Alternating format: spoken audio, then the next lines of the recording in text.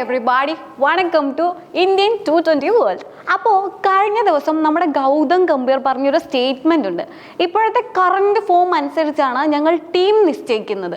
അപ്പോൾ അദ്ദേഹം പുള്ളി വളരെ മെയിനായിട്ട് പറഞ്ഞ വേറൊരു കാര്യം കൂടിയുണ്ട്.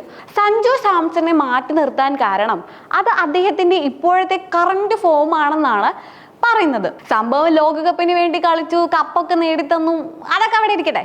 പക്ഷെ ഇപ്പോഴത്തെ സഞ്ജു സാംസന്റെ കളി അത്ര ശരിയല്ല.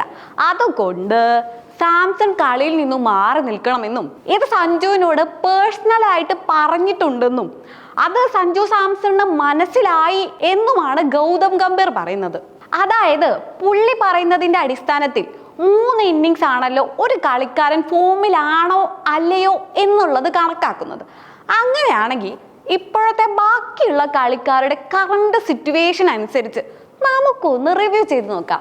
അപ്പോൾ ആദ്യം നമുക്ക് അഭിഷേക് ശർമ്മയെ കുറിച്ച് നോക്കാം. പുള്ളി വലിയ കുഴപ്പമില്ല, ഫോമിലാണ്.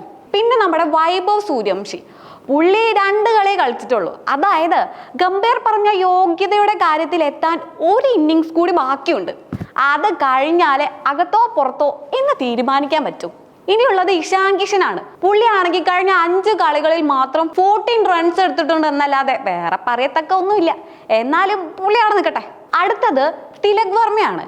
കഴിഞ്ഞ 5-6-7 കളിയിലായിട്ട് നല്ല തുഴച്ചിലാണ് പുള്ളി. കേരളത്തിലാണെങ്കിൽ വള്ളംകളിയുടെ കാലാണല്ലോ, ചിലപ്പോൾ സഞ്ജു പറഞ്ഞു കാണും. അപ്പോൾ അതിനുള്ളൊരു പ്രാക്ടീസിലാണോ എന്ന് എനിക്കൊരു ചെറിയ സംശയമില്ലാതില്ല. ഗംഭീറിന്റെ പ്രസ്താവന അനുസരിച്ചാണെങ്കിൽ പുള്ളി പുറത്തു പോകേണ്ട സമയം അതിക്രമിച്ചു കഴിഞ്ഞു. പക്ഷേ പോവാത്ത എന്താണെന്ന് ഗംഭീരണ്ണനും ദൈവത്തിനും മാത്രമേ അറിയൂ. അടുത്തത് ശിവം ദുബെ, ഓൾറൗണ്ടറായി ടീമിൽ വന്നതാണ്. പന്തെടുത്ത അടി കൊണ്ട് മെഴുകുക എന്നുള്ളത് അച്ചട്ട, അതുകൊണ്ട് ബോൾ ചെയ്യിക്കാറില്ല. പിന്നെ ബാറ്റിംഗ് അത്യാവശ്യ ഘട്ടങ്ങളിൽ ആവറേജ് രീതിയിൽ ബാറ്റ് ചെയ്യും, അതുകൊണ്ട് പിന്നെ കുഴപ്പമില്ല. അടുത്തത് അക്സർ പട്ടേൽ, പുള്ളിയാണെങ്കിൽ നിർഗുണ ഇന്നിങ്സ് ആണ് കാഴ്ചവെക്കുന്നത്. ടീമിന് ഗുണവുമില്ല ദോഷവും ഇല്ല. അടുത്തത് അർഷിത് റാണ, പുള്ളി ഗംഭീറിന്റെ മാനസപുത്രനാണെന്ന് തോന്നുന്നു. അത്യാവശ്യം റണ്ണ് വിട്ടുകൊടുക്കുന്നുണ്ട്, പക്ഷെ എടുക്കാൻ നല്ല മടിയാണ്. പിന്നെ ഭാഗ്യം കൊണ്ട് കുറച്ച് വിക്കറ്റ് കിട്ടുന്നുണ്ട്.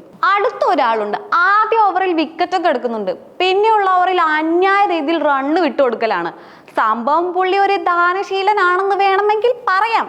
ആളുടെ പേരാണ് അർഷ്ദീപ് സിംഗ്. പിന്നെയുള്ളത് പ്രിൻസ് യാദവ്, വലിയ കുഴപ്പമില്ലാത്ത ബോളറായിട്ടാണ് തോന്നുന്നത്. ഇനിയുള്ളതാണ് നമ്മുടെ രാജാവ്. ഇന്ത്യ ഒട്ടാകെ ചോദിക്കുന്നുണ്ട് ഇവന് എന്തിനാണ് ടീമിൽ പിടിച്ചു നിർത്തിയതെന്ന്. ആളാണെങ്കിൽ ഒരു മജീഷ്യനാണ്. റണ്ണ് വിട്ടുകൊടുക്കുന്ന കാര്യത്തിലേ ആളാരാണെന്ന് മനസ്സിലായി കാണുമല്ലോ, നമ്മുടെ ചക്രവർത്തിയെ, വരുൺ ചക്രവർത്തിയെ. ഇതൊക്കെയാണ് ബാക്കിയുള്ളവരുടെ പെർഫോമൻസ്. ഈ ഇന്നിങ്സ് വിലയിരുത്തി ചിലപ്പോൾ ഇവരിലും ആരെങ്കിലും ഒക്കെ പുറത്തു പോകുമായിരിക്കും. 3 ഇന്നിങ്സ് നോക്കിയാണല്ലോ വിലയിരുത്തുന്നത്. ഇനിയിപ്പോ പുറത്തു നിന്ന് ആളെ വിളിക്കാനും സാധ്യതയുണ്ട്. ഒരാളെ പറയാൻ മറന്നുപോയി, നമ്മുടെ ക്യാപ്റ്റൻ.